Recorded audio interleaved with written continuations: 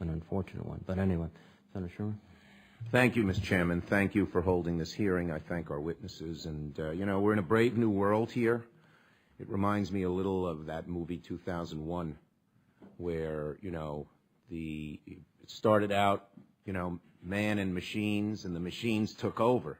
And you missed something bad happened when machines just took over. And that's what we sort of have here. Everything is now so mechanized with very little human interaction that much of the time it works very well, and some of the time it doesn't work well at all, as we saw. And I worry about it.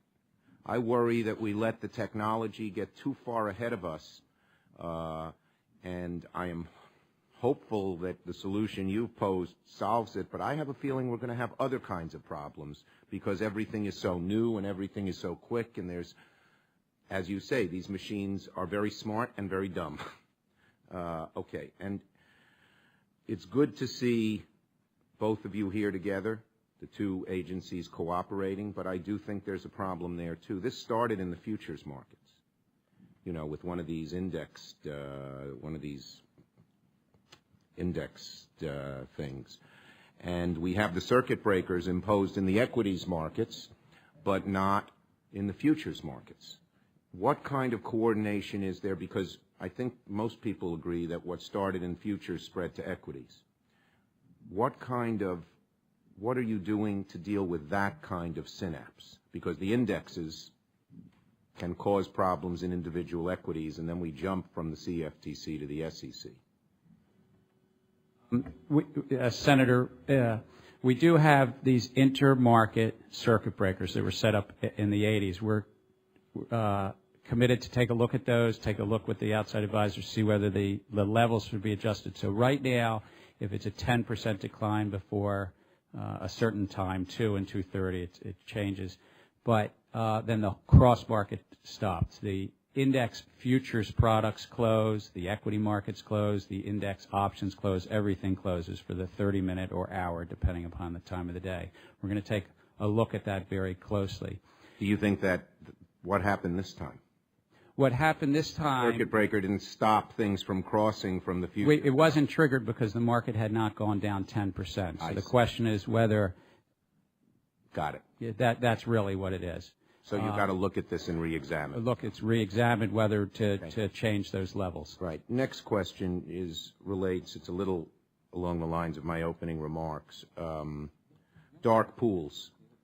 SEC, NASDAQ, we have registered market makers. We have a little bit of that human element. You go to the dark pools and you don't.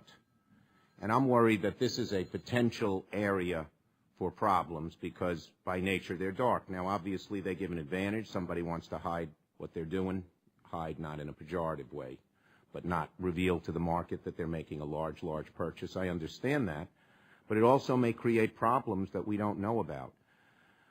Does what has happened in the last couple of weeks make you folks feel we ought to re-examine what's happening in dark pools as well?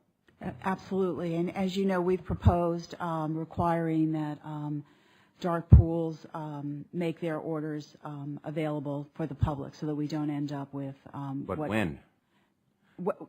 When will we do? Well, No. When do they have to make their orders available to the public? Our proposal would have them display quotations broadly, not just to a select group of market participants as they do now when they receive the orders. So the goal is to not allow this two-tiered market to continue to develop where select market participants get access to quotes that the general public doesn't have access to. So our proposal would basically define these indications of interest as bids and offers and require public display except for very, very large blocks where there may be some legitimate interest in anonymity. So the dark pools would become a little less dark. Exactly right. Yeah, well, I think that's probably needed. I'm for openness and sunlight first and foremost. And I worry when we don't have it. My final question, it relates a little bit to what Senator Bunning talked about, but I'd just like to follow up. Some markets are canceling trades that were executed after stocks dropped 60%. But there are a lot of investors who sold their stocks, sold when their stocks were down 20 or 30%, and they lost thousands of dollars, even though the stocks closed right back where they started. What's the SEC doing to help these investors get their money back, if anything? Sorry. On a going forward basis, and I recognize we have to deal with the 20,000 or so broken trades that were done on arising out of May 6th. And with respect to those, we are looking very carefully at whether broker-dealers who handled particularly a lot of retail order flow during that period gave best execution to their customers, if they were executed 40 or 50 or 60% away from the market. And we will continue that investigation very quickly. There are clearly going to be aggrieved customers given the level at which the exchanges set the break threshold. Going forward, we have to fix this process. It is very badly broken.